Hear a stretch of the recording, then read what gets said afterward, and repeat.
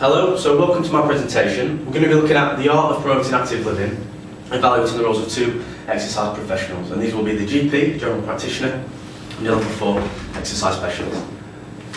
So first of all, if you just look at some of the content that we'll be looking at, describing both of these roles with regards to their exercise prescription, skills and qualifications, and then key initiatives that they're involved in. So if we first look at what is active living, well, as defined by the World Health Organization in 2006, active living plays an important part in promoting physical activity, incorporating daily routines, and is trying to accumulate a recommendation for all population groups with a general 30 minutes of exercise per day. So some of the key qualifications needed for a general practitioner and registration to promote physical activity. Well, to start with, we've got obviously entrance into medical school, 5-year programme, and then can lead on to something which is like a foundation course or specialism in podiatry, work with feet, or paediatrician, work with children, and that might be also linked more towards health such as diabetes as well. If you turn to item 1 in your pack there, you'll find a GP referral specification from NHS Jobs website. So if we start critiquing the role here, obviously the role of the GP plays the GP plays a part in primary care as the front line of exercise referral. So obviously what undertaken in there is a clinical assessment. So if you see there in item 2, the ACSM 2012 risk stratification tool in your pack there, you'll find obviously that allows to identify low to high risk groups and those with potential comorbidities or comorbidities to develop. But if you refer to items 3 and 4 in there, you'll find the quality outcomes framework. And what's important to identify now is that neither of those measures in health are related to physical activity. So although the physical health issues, you won't find physical inactivity as a measure on there. So what's important to understand is that physical activity isn't measured or used to assess people's health status for general practitioners. Also then we've obviously got a relation to behaviour change, so motivating patients, motivational interview. So they may employ goal setting, looking at things like SMART targets, specific, measurable, attainable, realistic and timed. Also obviously connection with allied health professionals like the referral specialist I'll come to later. So if you look at this journal here produced by Jürgensen et al. In 2012, obviously item 5 in your booklet there, you'll find about how general practitioners in Denmark promote physical activity. And the conclusions from that study highlight that those GPs which had more consultation time were able to prescribe the FIT principles related to physical activity for that particular client. So that will be frequency, intensity, time and time.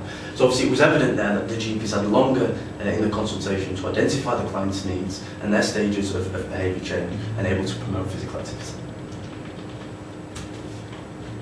So now if you find in item 7, the media spotlight, I'm going to call this general malpractice. There's a lot of media attention here on actually GPs not having the medical training as part of their curricula in medical school around physical activity recommendations. So already we've got a barrier here, and you'll find this as well in your pack. And that's obviously to do with GPs not actually having the confidence as well to promote exercise. Equally, this journal report from the Daily Mail looks at one of Belgium's key public health ministers who's 20 stone, and it's important to critique that. Would somebody feel confident in adhering to physical activity recommendation from somebody of that particular weight and size? And also from a public perspective, we've got the Active Living Report produced by the Department of Health in 2012, and this is looking at public attitudes to GPs prescribing exercise. And it's evident from over 1,500 feedbacks and respondents that over a third would prefer that because it's the front line of care and feel more trustworthy in the GP. Similarly, in item 8 in your pack there, you'll find a volunteering organisation, the Nesta People Powered for Health programme, and that's a voluntary organisation aiming to support GPs in providing exercise as a medicine as opposed to the medicine themselves. So if we look at it more from a GP's perspective, what are some of their barriers? Well, this study here by Herbert et al. In 2013 looks at PA counselling was limited because of the consultation time, which furthers that issue of GPs perhaps not having that confidence or time to actually promote key recommendations and guidelines. Another conclusion from this actual study was those people prescribed recommendations by the GP and another health promotion form as well, i.e. signposting, i.e. health promotion, a booklet, for example, a support group, were the ones that increased their levels of physical activity more significantly. So, as a key point there to conclude on that, focused PA sessions by GPs alone perhaps. And here again we've got some of the current initiatives advocated by GPs. The Let's Get Move initiative, promoting active travel, and we've got the My Best Move there as well. The GP training for people with long-term conditions, which may be things like arthritis, cardiovascular, cardiorespiratory diseases.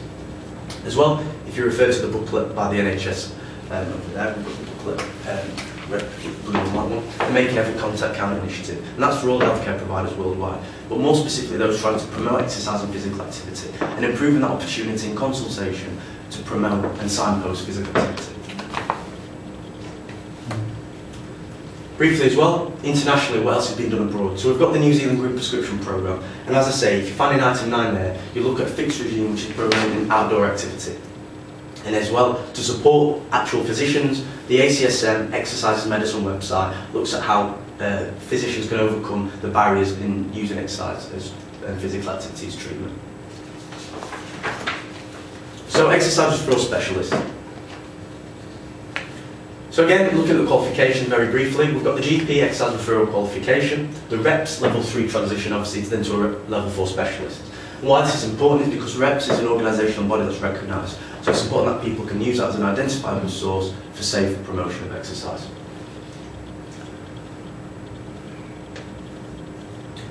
As I say, in item 12 in your booklet there, you'll also find a referral specialist, the job description with further details.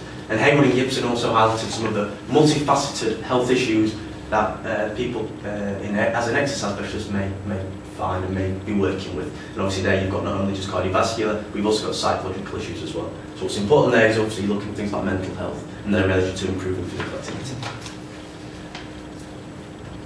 So just very briefly critique the role there in exercise referral. Well, some of the things obviously to do with pre-screening are things like the Godin Leisure Time Exercise Questionnaire. But what's important in that is that it measures sedentary behaviour. However, it may be argued that because it's a self-report measure, people may not be so trustworthy. So it's hard to actually use that as a valid source.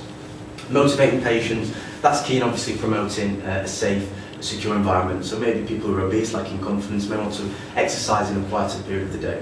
So these are some of the issues and factors people have to take into consideration. The PARQ Plus from the ACSM Health Fitness Summit, I'm just going to move on to now for you. We've got, here's some of the key recommendations. So as I said, the ACSM Summit, as described by Warburton, highlights that some of the key educational background underpinned by exercise level 4 specialists are inclusive of some of the medical issues and exercise science. And obviously, contrasting to that with the GP, you're not going to find particularly fitness testing inclusive in that. So what's important for this is obviously the issue of preventing injury, promoting safe exercise. Again, just finalising, this is the recommendation. So obviously, low persons may promote exercise to low to moderate intensity.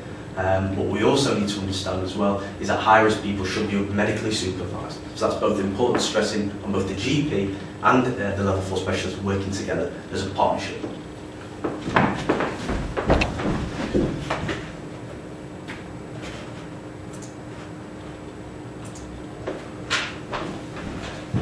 Okay, so the next part of my slide. So we're looking at now physical activity guidelines in 0 to 5s.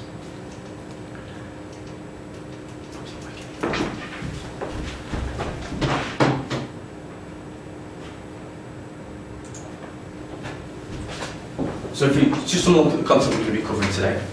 Physical activity recommendations for those capable of walking. We've got current initiatives for young children, benefits and contraindications of exercise and physical activity and health inequalities as well.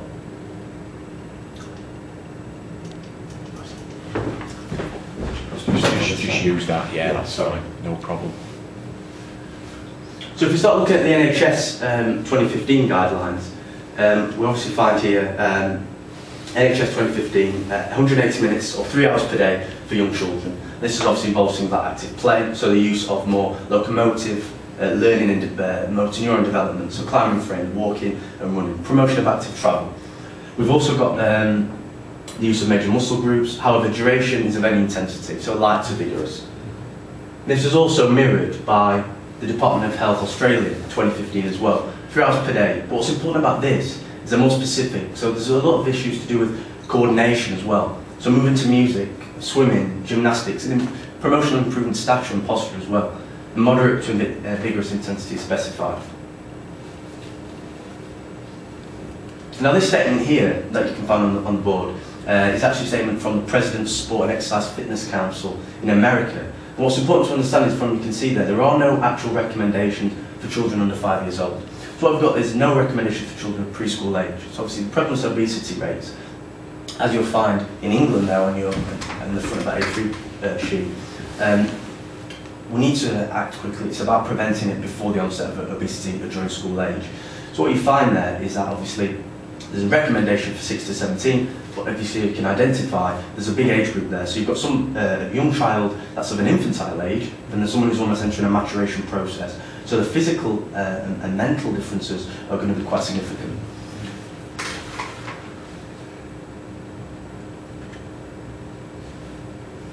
So the Canadian way. So if you look at item 14 in your pack there, you'll actually find Canadian exercise guidelines. And what you'll see there is obviously the benefits of those. So guidelines for infants, guidelines for those walking as well. So what's good about the Canadian guidelines is there's an element of progression. So there's actually a breakdown between just infants that can, unable to walk, and those that can't as well. So it's a little bit more specific, which is important obviously for those less educated families in the area of physical activity. So what are the current initiatives then that are going on? Well, we've obviously got the HENRIC programme, the Healthy Eating and Nutrition in the Really Young. And that's more specifically focused on nutrition as well. So it's promotion of physical activity as a family-inclusive approach, but we've also got, as you can see in the booklet to your right, more focused on nutrition. And if you look at the saturated and unsaturated fat capsules on the front there, these are some of the foods that families may be giving to their children. So it's important to understand that obviously promoting physical activity at a young age is key for reducing obesity. Big Pedal initiative is looking at active travel to and from school, and then we've also got other approaches there, reducing the risk of obesity in young children. So what are the other benefits and contraindications? Well, obviously a lot of the benefits for young children include, as I said, motor neuron development, locomotive control, and that's key there. In promoting developing language and communication as well. However, it must be stated by ICSM in 2012, there is an avoidance of hot and humid environments, so promotion of hydrating young children as well, so not to exert themselves too much. And also, it may be argued, well, what about those children that have developed these comorbidities or these serious health issues like obesity? Well, as I said, mirrored in that same guideline by ICSM, you'll find that obese children should use 60 minutes per day as a progressive tool. So maybe start off at 30 minutes a day of light to moderate aerobic exercise. So what else has been done then from a schools-based approach? Well, if you turn to item 15 in your pack there, you'll find the Forest Schools Initiative. And what's great about this programme is it's a programme promoting physical activity from schools approach. And the benefit of this is it actually promotes not just physical activity in young children and the promotion of cardiovascular health through the aerobic exercise, but it's looking at risk-taking behaviour as well. So children actually getting a bit involved more in the outdoors, reducing that sedentary behaviour. However, some may argue that because of this, there's an injury to risk, and parents may feel slightly not happy or discontented with the idea of the children being in a very risky situation because of the issue of safety or potential injury. So again, it has its pros and cons. Well, physical activity for young children plays a key part in reducing health inequality. So finally, on item 16, you'll find the social determinants of health. And as referenced there in 1991 by Dahlgren and Whitehead, you'll find obviously the wider determinants of health and how they affect young children. Similarly, Polio et al. In 2014 highlights home socioeconomics as one of the key drivers for promotion of physical activity. So reduction in screen time, how many TVs are in the room, is there a local green space environment, local communities, is it safe, is there a garden near the house? Obviously with some of these issues, it does link to health inequality because obviously there are arguments for links to deprivation and that young children should be promoted to engage in physical activity as it can be a free resource. However, with regards to nutrition, some families may not be able to afford it. So it's something that is accessible for all. So what needs to be done finally? Well, partnership working, promotion of family and medical groups as well, promotion of active travel, family-inclusive initiatives, and the reduction of screen time. And as suggested here by Bassett et al. In 2013, the importance of renovating parks, creating a safer environment for young children. And this is also mirrored previously by the Marmot Review in 2010, that those children that are in areas of high deprivation need to be in a place where they feel safe and engage in these activities, because obviously they're in an age where they are the parents' responsibility. They're not mature enough to exercise or be physically active on their own. So this is key. Thank you for listening. Any questions? Thank you very much, Tom. Okay, if you'd like to have a seat, please. Well done. Excellent range of resources. I'm so sorry about that. Like, I couldn't help it. Like with the clicker. No problem whatsoever.